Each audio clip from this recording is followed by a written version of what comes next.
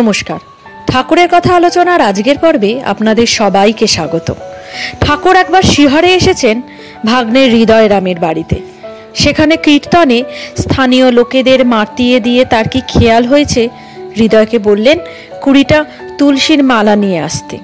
হৃদয় সেই মতো মালা এনে দিলে তিনি উপস্থিত ভক্তদের কাছে তুলসীর মহিমা ব্যাখ্যা করে তাদের বললেন, যাদের ঘরে শালগাম শিলা আছে তারা যেন সেই তুলসীর মালা শালগাম শিলায় স্পর্শ করে ইষ্ট মন্ত্র স্মরণ করে কণ্ঠে ধারণ করেন।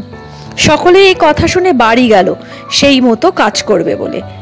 থেকে গেলেন শুধু একজন, তিনি নফর বারুজ্জে, স্থানীয় অবস্থাপন্ন লোক, ভক্ত।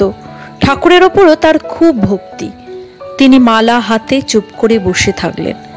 তার বাড়িতে প্রাচীন কোল বিগ্রহ শ্রীধর শিলা আছে, ভালো সেবা পুজো হয়। তিনি ভাবের আবেগে ঠাকুরকে দেখতে দেখতে বিহ্বল হয়ে ঠাকুরের মধ্যেই নারায়ণ শ্রীধর দর্শন করতে লাগলেন।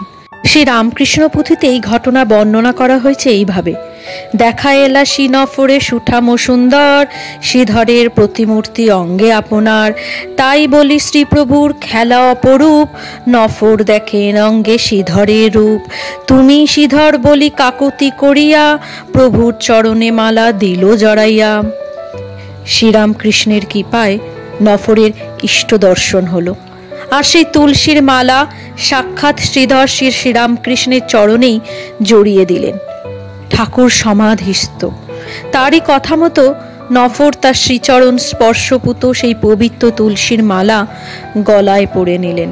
ঠাকুর শ্রী রামকৃষ্ণের মহিমা বর্ণন করতে গিয়ে অর্থাৎ মহেন্দ্রনাথ গুপ্ত লিখেছেন, ঠাকুর অনেকবার আমাদের বলেছেন আমি পুরীর জগন্নাথ। আমাদের কয়েকবারই পুরী পাঠিয়েছিলেন, কি করতে হবে এসব বলে দিতেন। একবার বলে দিলেন শ্রী জগন্নাথ দেবকে আলিঙ্গন করতে। মহাভাবনায় পড়লাম কি করে হয়। তখন আলিঙ্গনের সময় নয়। শেষে এক বুদ্ধি তিনি মনে জাগ্রত করে দিলেন। অনেকগুলো রেজকি পয়সা, কিছু টাকাও ছিল, পকেটে করে নিয়ে গিয়ে সব ছড়িয়ে ফেললাম গর্ভমন্দিরে। পান্ডারা সব যখন ওইসব কুড়োচ্ছিল, আর আমি সেই ফাঁকে রত্নবেদিতে উঠে শ্রী জগন্নাথ দেবকে আলিঙ্গন করলাম। কেউ কেউ দেখতে পেয়ে হৈ হৈ করে উঠল। আমি ফস করে নেমে প্রদক্ষিণ করতে লাগলাম। অন্ধকারে কেউ বুঝতেই পারল না যে কে ছিল। যিনি আমায় বলে দিয়েছিলেন তিনিই বুদ্ধি দিলেন, আবার তিনিই ভিতরে লোভ দিয়ে ওদের সরিয়ে দিলেন। এখন ভাবলে অবাক হই, কি করে এই অসীম সাহসের কাজ করেছিলাম।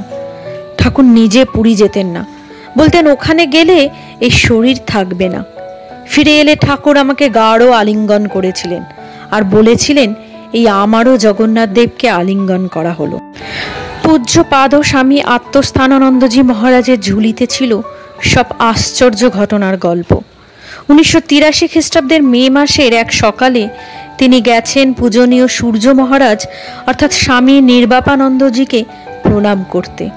সূর্য মহারাজ তখন মঠ মিশনের সহাধ্যক্ষ এবং স্বামী আত্মস্থানন্দজি তখন সহকারী সম্পাদক।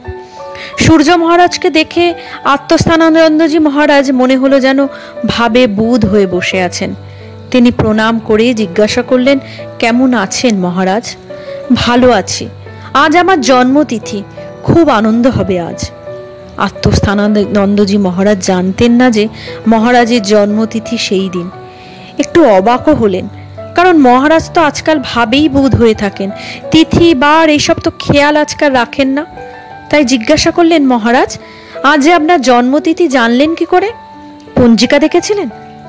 মহারাজ বললেন, না, শুয়েছিলাম। ভোরবেলায় ঠাকুর এসে আমাকে ধাক্কা দিয়ে তুললেন, বললেন ওঠ, আজ তোর জন্মদিন, আজ খুব আনন্দ হবে। আবার পাশ ফিরে শুলাম। ঠাকুর আবার ধাক্কা দিয়ে একই কথা বললেন। পরে মহারাজের ঘর থেকে বাইরে এসে আত্মস্থানানন্দজি মহারাজ খোঁজ নিয়ে জেনেছিলেন যে সত্যিই সেদিন সূর্য মহারাজের জন্মতিথি ছিল। স্বামী বিবেকানন্দ প্রথমে কালীমাকে মানতেন না এবং 6 বছর ধরে তা নিয়ে শ্রীরামকৃষ্ণের সঙ্গে ধস্তাধস্তি করেছেন। কিন্তু ঠাকুর তাকে বলেছিলেন তুই মায়ের গোলাম হবি, এবং পরিশেষে তিনি স্বামীজিকে মা কালীর কাছে সমর্পণ করেন। একদিন কথা প্রসঙ্গে স্বামীজি নিবেদিতাকে বলেন, ভবিষ্যৎ বংশীয়রা শ্রী রামকৃষ্ণকে মা কালীরই অবতার বলবে, এরকম মনে হচ্ছে। হ্যাঁ, আমারও মনে হয় একথা নিঃসন্দেহে যে মা তার নিজ প্রয়োজন সিদ্ধির জন্যই শ্রী রামকৃষ্ণের শরীরে আবির্ভূতা হয়েছিলেন। ঠাকুর একদিন রাত 12টা-1টার সময় দক্ষিণেশ্বরে ভাবের ঘুরে বেড়াচ্ছেন। গোলাপ মা দেখলেন যেন মা কালী ঘুরে বেড়াচ্ছেন। তার গায়ে কাঁটা দিয়ে উঠতে লাগলো। একটি ঘটনা মহারাজ অর্থাৎ স্বামী ব্রহ্মানন্দ মহারাজ তার নিজস্ব ভঙ্গিতে এইরূপ বর্ণনা করেছিলেন। তখন বারাণসী ঘোষ স্ট্রিট থেকে ঠাকুরের কাছে যাতায়াত করি। একদিন দুপুরবেলা গেছি। মা কালীর মন্দির বন্ধ, ঠাকুর খেয়ে বিশ্রাম করছেন। আমি যেতেই ওর বিছানায় বসালেন। এ কথা সে কথার পর বললেন, একটু পায়ে হাত বুলিয়ে দে তো। আমি বললাম, মশাই ওইটি মাপ করবেন, আমারই পায়েকে হাত বুলিয়ে দেয় তার ঠিক নেই, বেশ তো গল্প করছিলেন, গল্প করুন। তথাপি শানু নয়, তিনি আবার বললেন, দে না, সাধু সেবার ফল আছে। 2-3বার বলার পর পায়ে হাত দিতেই অবাক কাণ্ড।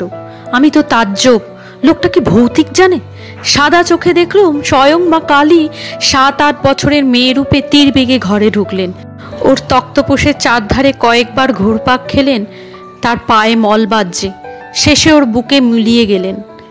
মুচকি হাসতে হাসতে তিনি বললেন, দেখলি তো, সাধু সেবার ফল হাতে হাতে পাওয়া যায়। জয় ঠাকুর।